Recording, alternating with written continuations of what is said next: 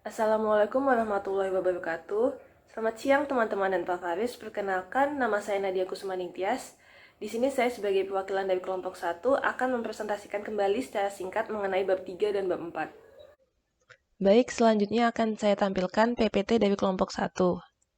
Pada bab 3 ini, kita akan membahas mengenai the language of leaders. Sebagai seorang pemimpin, itu harus dapat memberikan contoh ataupun pengaruh yang baik kepada rekan-rekannya ataupun bawahannya. Contoh baik seorang pemimpin dapat dilihat dari berbagai aspek, seperti cara ia berkomunikasi, bahasa yang digunakan ketika berkomunikasi, tindakan, dan perilakunya. Nah, pada bab 3 ini kita akan lebih menekankan pada bahasa kepemimpinan. Pemimpin memimpin dan menginspirasi orang lain untuk bertindak melalui penggunaan bahasa, kata-kata yang mereka ucapkan, dan tulis. Tentunya perlu kita ingat bahwa bahasa kepemimpinan dan bahasa yang kita gunakan sehari-hari itu berbeda. Maka dari itu, selanjutnya kita akan membahas mengenai using the language of influence. Di sini kami memberikan pedoman etika dalam berkomunikasi kepada audiens. Yang pertama, apabila sedang membacakan sesuatu, bacalah dengan lantang dan volume yang cukup terdengar di telinga audiens. Jangan pernah mengirimkan sesuatu saat marah atau kesal. Berhati-hatilah dengan penggunaan kata dan frasa yang dipersingkat. Lalu hilangkanlah kata atau saat berkomunikasi, karena itu membuat seorang pendengar itu tidak yakin kepada apa yang kita ucapkan. Yang kelima, menggunakan kalimat efektif. Lalu hindari pengulangan kata yang tidak perlu, hindari kata-kata yang ambigu, lalu tidak menggunakan jargon atau bahasa daerah.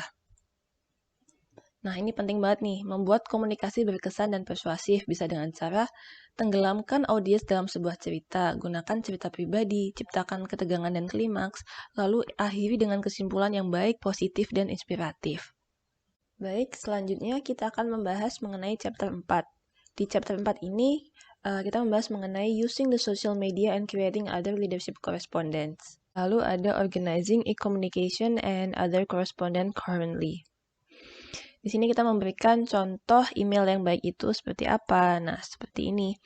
Ada kata-kata awalnya itu tanggal, ditujukan kepada siapa, subjeknya apa.